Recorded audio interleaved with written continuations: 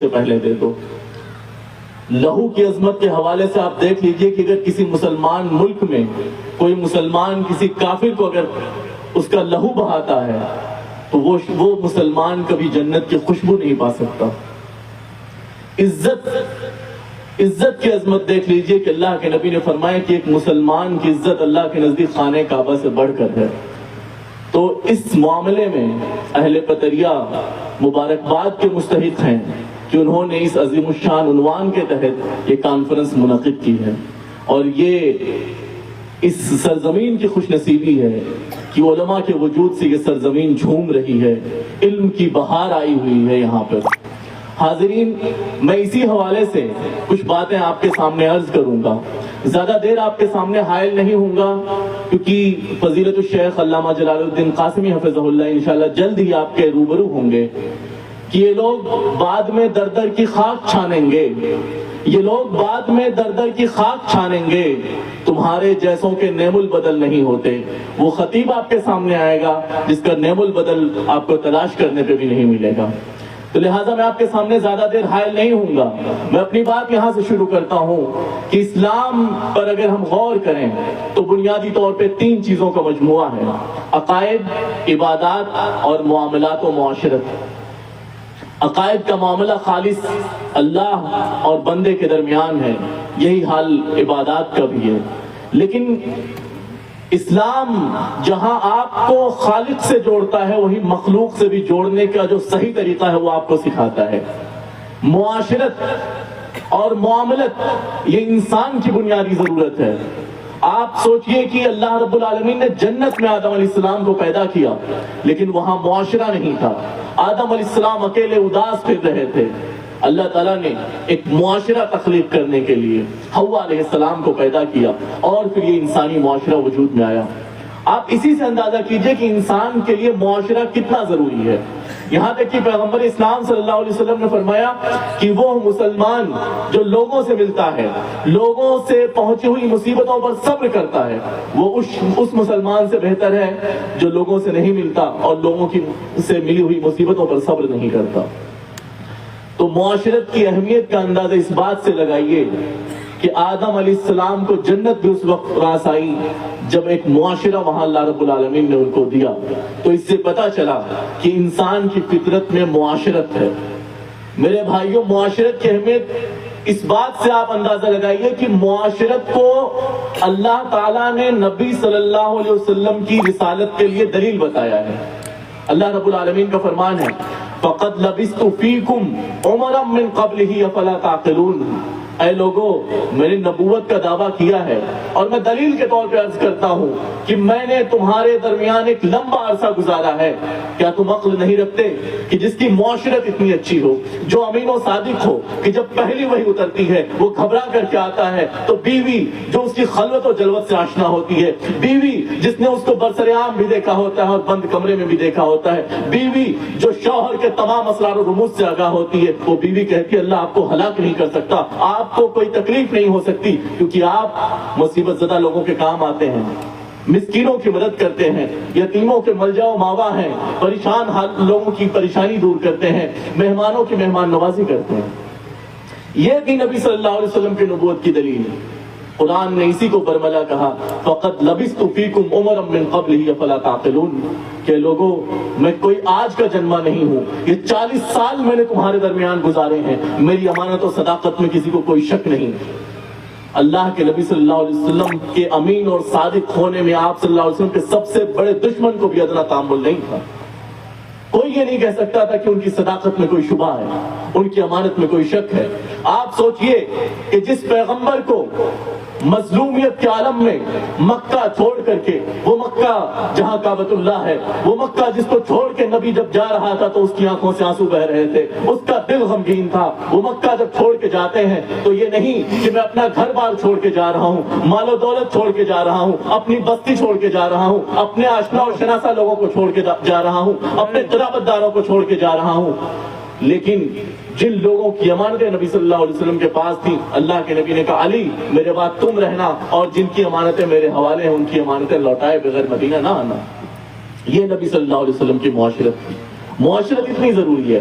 آج ہمارا حال کیا ہے؟ ہمارا حال یہ ہے کہ ہم سوچیں گے کہ ابو جہل جیسا تجھ کو احتشام ہو، ابو جہل جیسا کبر و غرور لے کے چلیں گے، اور سوچیں گے انجام بلال رضی اللہ تعالیٰ عنہ والا ہو. ہم سوچیں گے کہ فرعون جیسی سلطنت ہو، ہم سوچیں گے کہ قارون کا خزانہ ہمارے پاس ہو، ہم سوچیں گے کہ شداد کی جنت ہمارے پاس اس دنیا میں ہو، لیکن ہم سوچیں گے موسیٰ علیہ السلام والا انجام ہو. ہم سوچیں گے کہ ہارون علیہ السلام جیسی جنت ملے ہمیں. میرے بھائیوں، آپ کو وہی چیز ملے گی جو اس دنیا میں آپ کریں گے، یہ بات یقین رکھیے. خوش نصیب شخص وہی ہے جو اپنے نصیب سے خوش رہے. خوش نصیب شخص وہی ہے جو اپنے نصیب سے خوش رہے. اسٹریس کس کو کہتے ہیں؟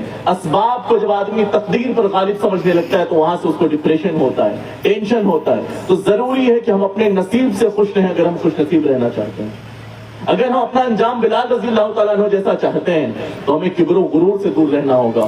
دوسروں کو تانا دینا، دوسروں کا مذاق اڑانا، ان ساری چیزوں سے دور رہنا ہوگا. میرے بھائیوں، حدیث شریف میں آتا ہے حق المسلم علی المسلم ست. قیل وما هن یا رسول اللہ؟ قال اذا لقیته فسلم علیہ واذا دعاک فاجبه واذا استنصحک فانصحه واذا عطس فحمد اللہ فشمته واذا مات فعده واذا مرض فعده واذا مات فاتبعه.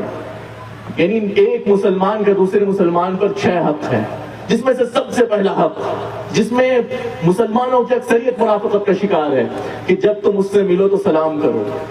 ہم سے کوئی مسلمان ملا، ہم نے کہا السلام علیکم ورحمۃ اللہ وبرکاتہ.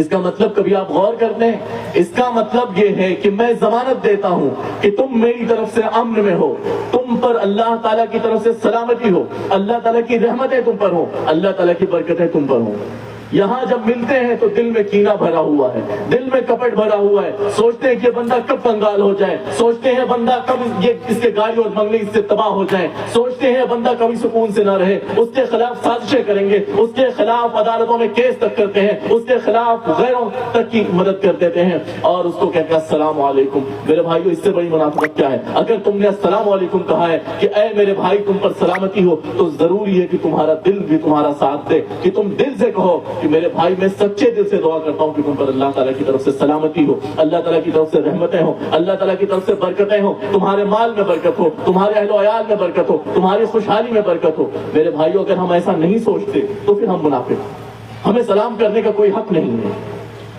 یہ پہلا حق جو اللہ کے نبی صلی اللہ علیہ وسلم نے بتایا ہے. اسی طرح سے آپ دیکھیے کہ ہم زندگی بھر ایک دوسرے کو معاف نہیں کرتے، زندگی بھر گالیاں دیتے پھریں گے. جب وہ آدمی مر جائے گا تو اس کے جنازے میں جا کے کہیں گے اللہم اغفر لہ وارحمہ وعافہ واعف عنہ. اللہ تو اس کو معاف کر دے، اس پر رحم کر، اس کی بخشش فرما دے. ارے میرے بھائی، تمہارے اختیار میں تھا کہ تم اس کو معاف کر سکتے تھے، تم نے معاف کیا.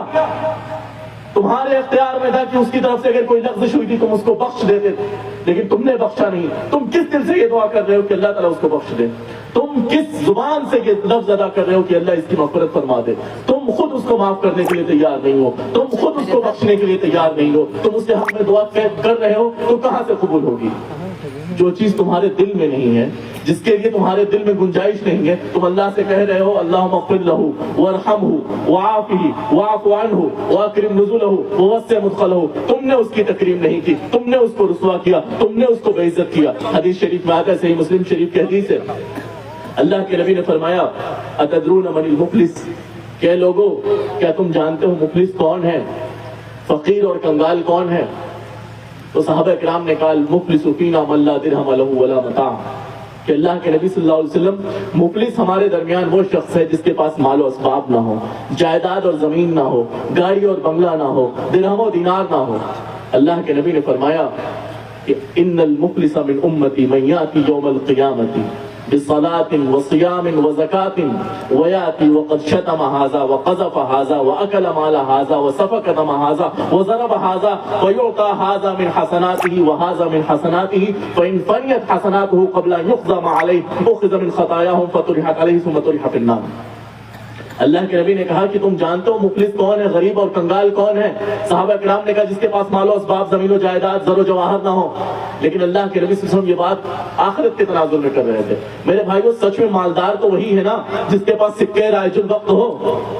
مثال کے طور پہ انڈیا کے تناظر میں اگر بات کریں، اگر کسی کے پاس پرانے 2000 والے نوٹ ہیں یا پرانے 1000 والے نوٹ ہیں تو وہ بے معنی ہے، وہ سکے رائج الوقت بچا ہی نہیں، اس کی کوئی اہمیت نہیں۔ اسی طرح آخرت کے تناظر میں، آخرت میں جو کرنسی کام کرے گی وہ صرف ایک ہی کرنسی ہوگی، آپ کا عمل۔ آخرت میں یہ گاندھی جی والا نوٹ، یہ فلانے کا چھپا ہوا نوٹ، یہ بینک آف نیپال کا نوٹ، یہ ریزرو بینک کی دستخط کی ہوئی، گورنر کی دستخط کے ہوئے نوٹ نہیں چلیں گے۔ وہاں کرنسی صرف وہی ہوگی جو آپ نے اپنا عمل اس دنیا میں کیا ہوگا، وہ کرنسی ہوگی۔ اللہ کے نبی نے فرمایا میری امت کا کنگال شخص وہ ہے جو قیامت کے دن آئے گا، اس کے پاس نماز ہوگا، روزہ ہوگا، نماز ہوگی، روزہ ہوگا، حج اور زکات وہ سب ادا کیے ہوں گے، لیکن اس کا مائنس پوائنٹ یہ ہوگا کہ اس نے کسی کو گالی دی ہوگی، کسی کو برا بھلا کہا ہوگا، کسی پر الزام تراشی کی ہوگی، کسی کا مرڈر کیا ہوگا، کسی کو مارا ہوگا۔ تو اب انجام یہ ہوگا کہ مظلوموں اس کی نیکیاں مظلوموں کو دے دی جائیں گی، جس پر اس نے ظلم کیا ان لوگوں کو اس کی نیکیاں دے دی جائیں گی۔ اور ایک وقت اگر ایسا ہوا کہ اس شخص کی جس نے نماز، روزہ، حج و زکات کی ادائیگی تو کی تھی لیکن دوسروں کو پریشان کیا تھا، اگر اس کی نیکیاں ختم ہو جائیں گی تو مظلوموں کے گناہ اس کے کھاتے میں ڈال دیے جائیں گے اور اس کو جہنم میں ڈال دیا جائے گا۔ یہ ہوگا انجام۔ میرے بھائیوں، اس لیے ضروری ہے کہ معاشرت کے حوالے سے ہم بہت حساس رہیں۔ ہم سوچیں کہ یہ زندگی بہت معمولی سی ہے۔ علماء کہتے ہیں کہ انسان کی زندگی دراصل اذان اور نماز کے بیچ کا وقفہ ہے۔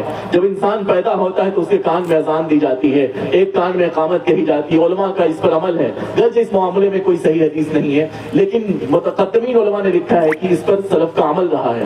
تو ایک کان میں اذان دی جاتی ہے، ایک کان میں اقامت کہی جاتی ہے، اور پھر اس کے بعد ایک وقت آتا ہے جب وہ آنکھیں بند کر لیتا ہے تو پھر اس کی نماز ادا کر لی جاتی ہے، اور اس نماز کی کوئی اذان اور کوئی تکبیر نہیں ہوتی۔ تو علماء کہتے ہیں کہ دراصل یہ زندگی، یہ اس اذان اور اس نماز کے بیچ کا ایک وقفہ ہے۔ اس زندگی کو میرے بھائیوں، اس زندگی کو ضروری ہے کہ ہم اللہ رب العالمین کی مرضی کے مطابق جئیں۔ ہم اس زندگی کو اس طرح سے گزاریں جس طرح سے نبی صلی اللہ علیہ وسلم نے گزارنے کا حکم دیا ہے۔ اس لیے کہ ہمارا مسئلہ یہ ہے کہ ہم سامنے والے اپنے دوست کی دوستی چھوڑ دیتے ہیں لیکن اس سے بحث کرنا نہیں چھوڑتے۔ ہم بحث نہیں چھوڑتے، دوستی توڑ دیتے ہیں۔ ہم اختلاف نہیں ختم کرتے، لوگوں کو ختم کر دیتے ہیں۔ یہ ہمارا مسئلہ ہے، اور ہماری آنکھیں اس وقت کھلتی ہیں جب ہماری آنکھیں موت بند کرنے آ جاتی ہیں۔ تو اس سے پہلے کہ موت آپ کی آنکھیں بند کرنے آئے، آپ اپنی آنکھیں کھول لیجئے، آپ اسلام سے اپنے آپ کو منور کر لیجئے۔ میرے بھائیوں، اگر کوئی کمرہ ہو تو اس کی ساری کھڑکیاں بند کر دی جائیں، اس کے دروازے بند کر دیے جائیں تو کمرے میں کبھی روشنی نہیں آئے گی۔ وہاں الیکٹریسٹی کا انتظام نہ ہو، سولر کا انتظام نہ ہو، کمرے کی ساری کھڑکیاں اور دروازے بند ہو تو وہاں روشنی نہیں آ سکتی۔ یہی حال ہمارا ہے۔ اگر ہم نے اپنی آنکھوں سے قرآن کی تعلیمات سے منور نہیں کیا اپنے دل کو، اور اگر ہم نے حق بات سے اپنے دل کو منور نہیں کیا، اگر ہم نے حق بات کو سیکھنے کی کوشش نہیں کی تو ہمارے دل میں اندھیرا رہے گا، ہمارے دل میں تاریکی رہے گی کہ اولئک کالانعام بل هم اضل جیسے ہم ہو جائیں گے کہ یہ لوگ چوپایوں جیسے ہیں۔ میرے بھائیوں، آپ اپنے بھائی کو انسان اگر نہ سمجھیں، ایک کتے اور بلی کے کیٹیگری میں رکھیں، تب بھی دیکھیے اللہ اسلام نے کیا تعلیم دی ہے کہ ایک عورت، ایک بدکار عورت ایک کتے کو پانی پلا کر کے وہ جنت کی مستحق بن جاتی ہے، اور ایک نیک عورت ایک بلی کو باندھ کر کے جہنمی بن جاتی ہے۔ آپ سوچئے آپ کا اپنے ہم جنس لوگوں سے، اپنے انسانوں کے ساتھ، اپنے بھائیوں کے ساتھ، اپنے قرابت داروں کے ساتھ، اپنے رشتہ داروں کے ساتھ کیا آپ کا سلوک ہے، آپ کا سلوک کیسا ہے۔ آپ یاد رکھیے کہ آپ کی کائنات میں آپ نے اللہ کا جتنا حصہ متعین کیا ہے، اللہ تعالیٰ اپنی کائنات میں آپ کا اسی حساب سے حصہ متعین کرے گا۔ تو ضروری ہے ہم اپنی کائنات میں، یہ دنیا کی زندگی جو ہمیں ملی ہے، اس میں ہم اللہ تعالیٰ کا اتنا حصہ متعین کریں کہ اللہ تعالیٰ جب ہمیں اپنی کائنات سے حصہ دینے پہ آ جائے تو ہم بہت خوش ہو جائیں اور ہم اپنی خوش بختی پر ناز کریں۔ میرے بھائیوں، کہتے ہیں کہ تنکے کو بھی حقیر نہیں سمجھنا چاہیے، کیونکہ وہ اگر آپ کی آنکھ میں پڑ جائے گا تو آپ پھر اس کے بعد کسی لائق نہیں رہیں گے۔ تو ضروری ہے، ان ساری باتوں کا کہنے کا مطلب یہ نہیں کہ میں یہ منواؤں کہ آپ میں کوئی کمی ہے، بلکہ یہ اس لیے تھی کہ ہم اور آپ اپنے اندر احتساب کریں، اپنے اندر جھانکیں کہ ہم کتنا صحیح ہیں، کیونکہ ظاہر سی بات ہے، معاملہ شاعر کے قول کی طرح ہے کہ اپنی خرابیوں کو پس پشت ڈال کر ہر شخص کہہ رہا ہے زمانہ خراب ہے۔ یاد رکھیے، جب ہم لوگوں کو سمجھانے کے بجائے فیصلے کرنے لگتے ہیں تو وہاں فیصلوں سے فاصلے بڑھتے ہیں. اسی کے ساتھ میں اپنی بات ختم کرتا ہوں. اللہ تعالیٰ سے دعا ہے کہ اللہ تعالیٰ ہمیں نیک عمل اور اچھی سمجھ کی توفیق عطا فرمائے. آمین. السلام علیکم ورحمۃ اللہ وبرکاتہ. ماشاء اللہ، جزاکم اللہ خیرا. حضرات، آپ کی یہ خاموشی اور آپ کا یہ سناٹا اس بات کا گواہ ہے کہ آپ کسی شخصیت کے منتظر ہیں. اب وہ پل آ چکا ہے کہ میں آپ کے سامنے فضیلت الشیخ حضرت العلامہ حافظ جلال الدین قاسمی حفظہ اللہ کو آواز دوں، لیکن اس سے پہلے میں یہ اعلان کر دینا چاہتا ہوں کہ 8 مئی کو سرزمین بلگڈیہ میں ایک عظیم الشان کانفرنس منعقد ہو رہی ہے. مولانا نظام الدین سلفی بار بار فون کر کے اس کانفرنس کے اعلان کے بابت کہہ رہے ہیں، لہذا آپ حضرات کے گوشے گزار کر دینا مناسب سمجھتا ہوں. 8 مئی سرزمین بلگڈیہ. ہمارے رائز پر ہمارے بغل میں جلوہ افروز ملک نیپال کی ایک عظیم شخصیت شیخ جمال احمد شاہ جھنڈا نگری حفظہ اللہ کی ہے، جو کافی دیر سے یہاں تشریف فرما ہے. آپ نائب ناظم مرکزی جمعیت اہل حدیث نیپال ہیں، اور کوئی امیر کوئی ناظم مرکزی جمعیت کا جب دائز پر جلوہ افروز ہو تو اس کا حسن دوبالا ہو جاتا ہے. آئیے بڑے ادب سے ہم گزارش کرتے ہیں اس شخصیت کو، جو شخص نہیں شخصیت ہے، جو فرد